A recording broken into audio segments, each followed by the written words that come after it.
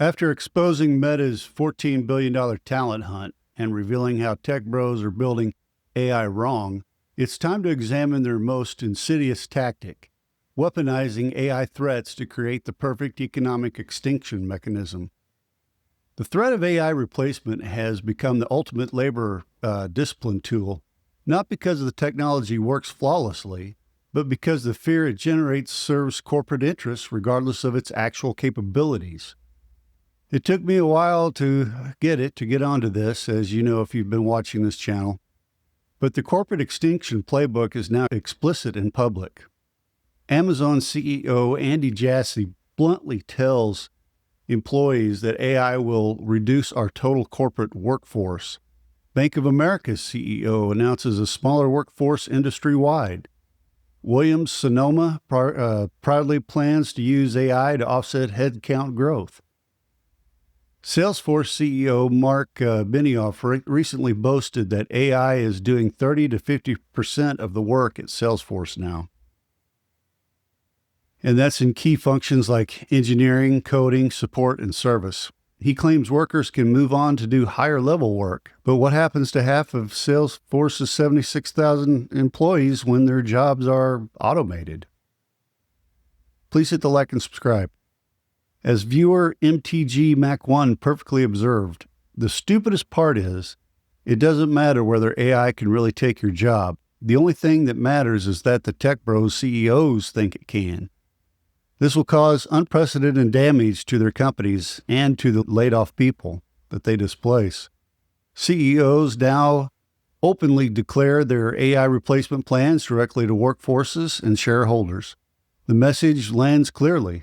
AI is coming for your job, so accept precarity as your new normal or get replaced entirely. Corporate cheerleaders may claim research shows AI might create more jobs than it destroys, but most workers face a darker reality. For every new AI prompt engineer, hundreds of creative professionals, customer service agents, and knowledge workers face elimination. The reality of AI implementation reveals a bizarre paradox. Systems impressive enough to eliminate jobs, yet broken enough to require human intervention. As viewer Aaron Bono, or Bono 4688, a professional software engineer with over 25 years of experience, notes, these tools are amazing in what they can do, but when they screw up, they screw up. This is why these tools will not replace a good software engineer. They will just increase what we can do and decrease the amount of time it takes to do it, and then the businesses will just want us to do more. And my own 17-hour debugging nightmare demonstrates this perfectly. The AI can generate complex software in hours and days that would have taken months to code manually, yet it creates bugs that require human expertise to fix, for now anyway. As this digital extinction accelerates, an entire cottage industry of panic profiteers has emerged. These mechanics of panic have perfected a simple formula: predict imminent technological unemployment, claim insider knowledge about capabilities that contradict what actually builders are saying, then conveniently sell courses that promise salvation from this very apocalypse. A just published article perfectly demonstrates this panic profiteering approach, warning executives, in the next 12 to 18 months, companies that strategically embrace AI will redefine their value propositions, business models, and operational capacity. Those that hesitate risk being left behind in what is becoming an increasingly divided digital economy. The article continues with mounting desperation. This emerging divide signals what could be seen as a divergent future, a world where companies with access to powerful AI capabilities accelerate exponentially, while those without face systemic disadvantages. And for maximum executive panic, so is the window closing? It depends on how fast you're moving. For those who hesitate, catching up may become not just difficult, but impossible, end quote. This isn't analysis, it's psychology warfare, designed to create corporate FOMO that drives both hasty implementation decisions and worker anxiety. FOMO, if you don't know, is the fear of missing out, FOMO. The mechanics of panic laugh all the way to the bank, while vulnerable workers, already facing pressure from their employers, spend their limited resources on AI survival courses. As implementation stumbles, the narrative shifts. Now we're told that the problem isn't the technology, it's us, it's you and me. Venture capitalists are claiming, quote, the bottleneck is no longer technology, it's people, unquote, end quote. According to their narrative, we're creating technology faster than we're creating people who know how to use it. This brilliantly shifts blame from flawed technology to supposedly inadequate workers. It's not that the AI doesn't work, guys. It's that just you and me are idiots. We don't know how to use the stuff, and we can't learn quickly enough. We're all a bunch of morons. The impact of this appears clearly in labor market data. LinkedIn reports job postings mentioning AI have increased sixfold over the past year, but the number of users adding AI skills to their profiles has skyrocketed 20-fold. Workers are desperately rebranding themselves at a rate more than 3 times faster than actual AI job postings appear.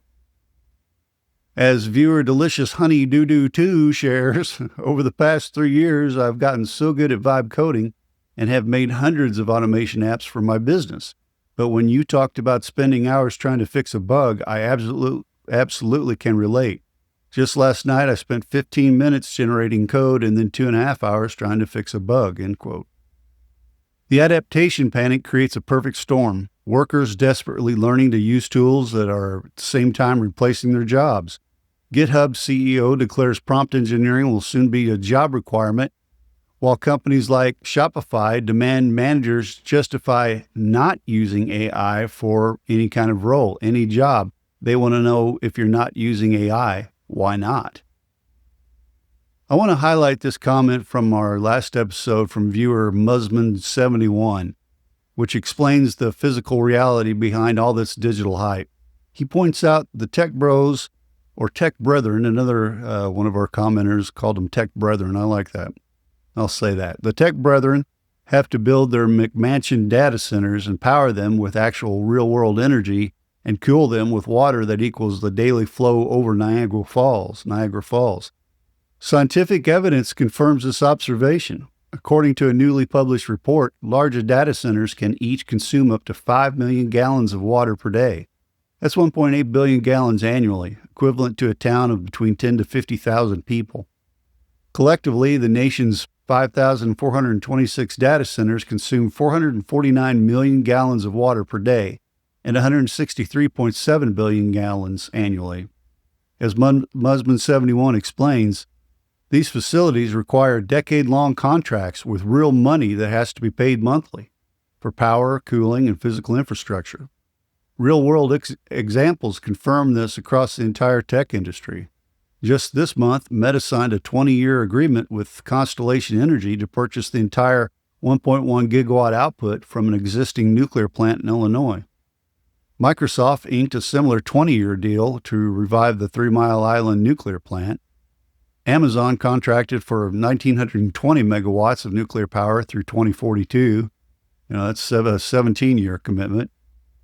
The competition for nuclear power has become so intense that Google and Microsoft are reportedly already buying up significant capacity, with Meta planning to add between 1 and 4 gigawatts of nuclear energy capacity to its U.S. data centers by the early 2030s.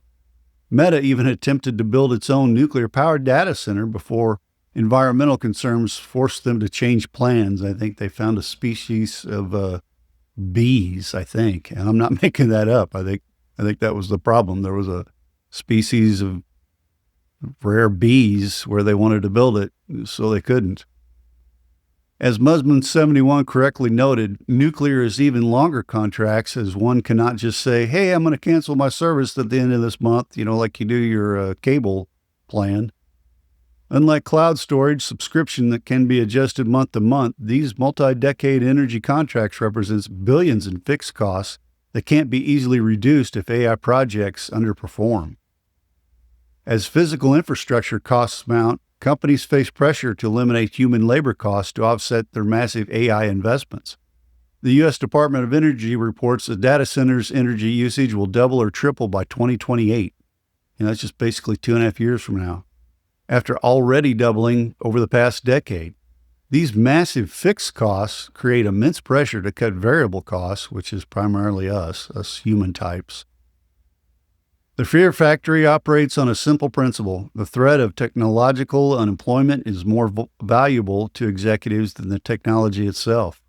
By keeping workers in a constant state of anxiety about their replaceability, companies extract maximum value while investing minimum in their workforce. You better perform or we're going to replace you with AI.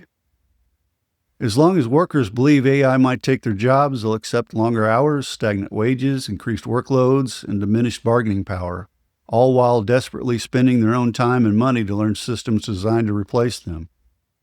Executives continue making grandiose claims about AI's capabilities despite implementation challenges. The contradiction serves their purpose perfectly. Public hype creates fear among workers. Private reality allows continued exploitation of human labor. And the physical infrastructure costs create financial pressure to eliminate jobs regardless of whether the technology actually works as promised. But what happens, as I've said, if they flip the switch and they only hear crickets? I don't know for sure, but it looks to me like the tech brethren are racing against the clock. They must be betting on the technology being in place and working by the time we're all sitting at home watching The Price is Right. At any rate, the next 2 to 3 years ought to be pretty interesting, to say the least. Be sure and tell me what you think in the comments below, and I'll see you in the next episode.